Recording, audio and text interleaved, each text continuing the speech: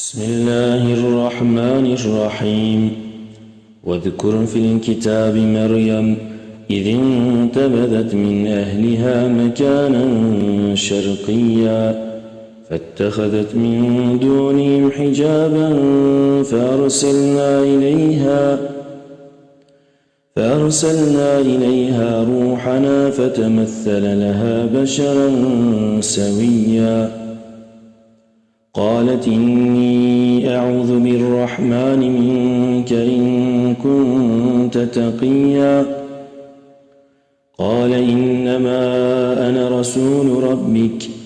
ليهب لك غلاما زكيا قالت أنى يكون لي غلام ولم يمسسني بشر ولم أك بغيا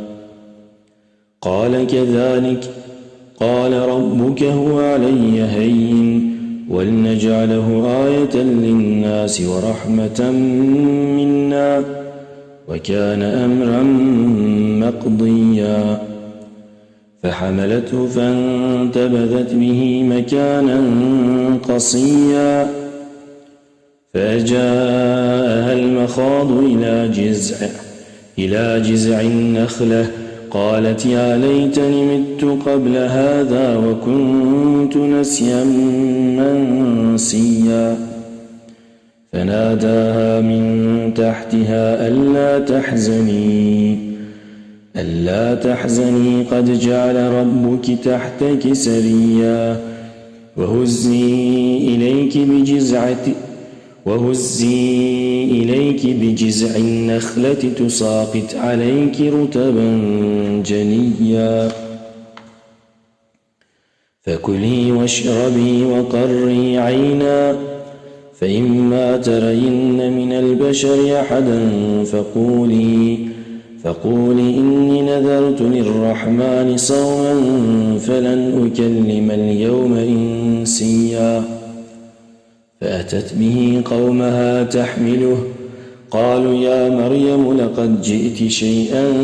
فريا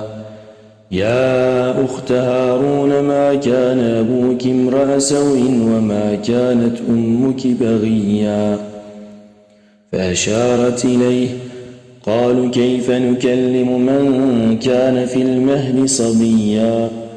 قال إني عبد الله آتاني الكتاب وجعلني نبيا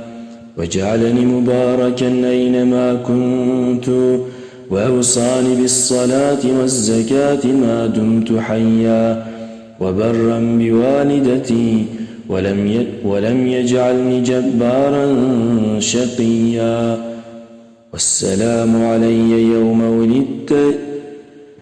والسلام علي يوم ولدت ويوم أموت ويوم أبعث حيا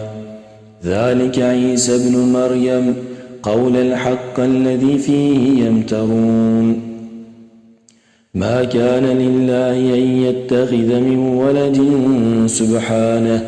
إذا قضى أمرا فإنما يقول له كن فيكن وإن الله ربي وربكم فاعبدوه هذا صراط مستقيم فاختلف الأحزاب من بينهم فويل للذين كفروا من